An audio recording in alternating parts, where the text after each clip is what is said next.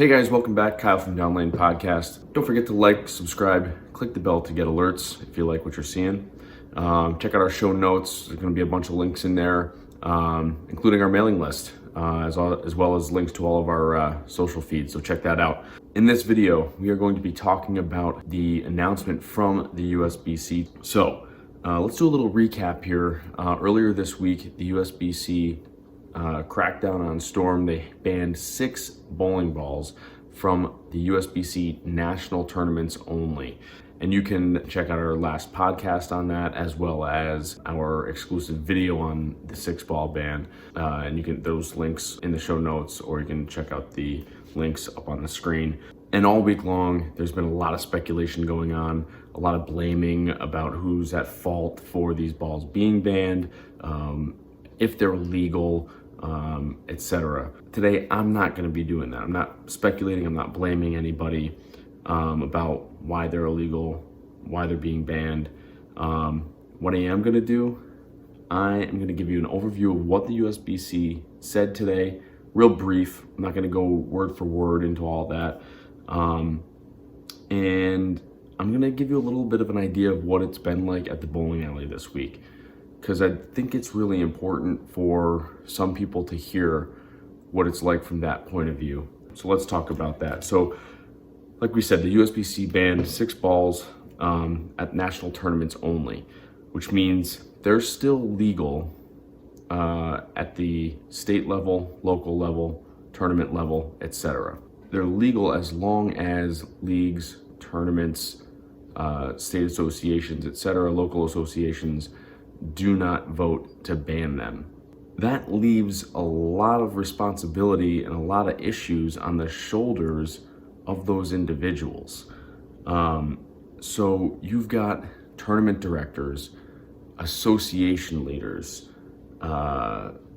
league secretaries and presidents, bowling center owners with a lot of extra added responsibility now that they didn't have to worry about before.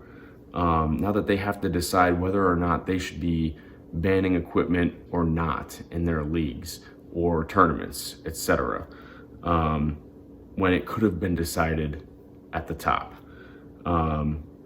So it's a tough situation that the bowling centers and leagues and tournaments are being put in now, because a lot of bowlers are calling tournament directors now, are my bowling balls legal?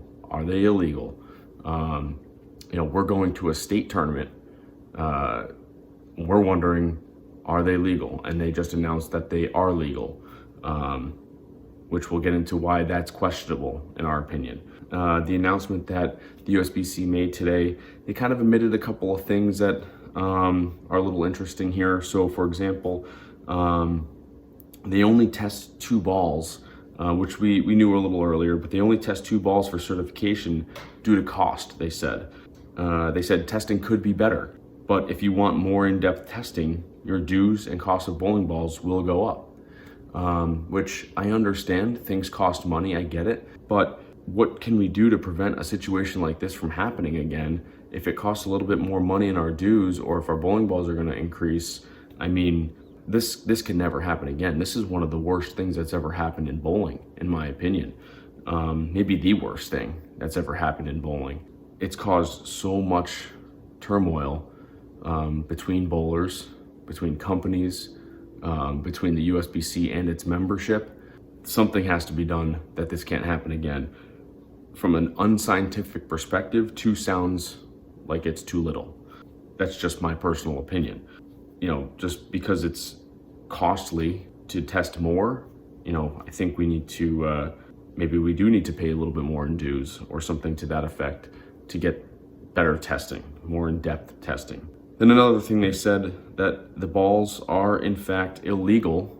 They tested below the 73D hardness, but because of an easy house shot in leagues, they didn't revoke the certification for league bowling because it's so forgiving, that the hardness doesn't majorly affect how the ball rolls on a house shot compared to a sports shot.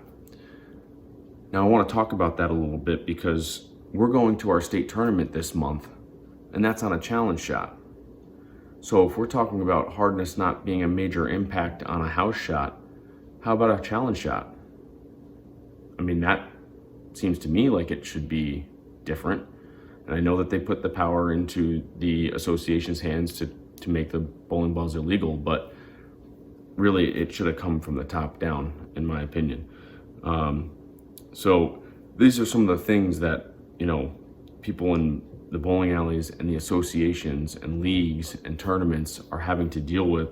So it was the right move, I think, to show that they were illegal and ultimately, quote unquote, ban them, but it needed to be all the way through, take away the certification and ban them outright, because it's just created so much turmoil in the sport, created so much division in between bowlers and the USBC and companies, etc. It's just created such a problem. Had there been a ruling that was decisive, I think that would have been much more clear and easier to understand. And that's just my personal opinion, which we all know what opinions are like. All right, guys, have a good one. Don't forget, you can check us out on Downlane Podcast every Thursday night on our channel. Don't forget to like, subscribe, click the bell to get alerts.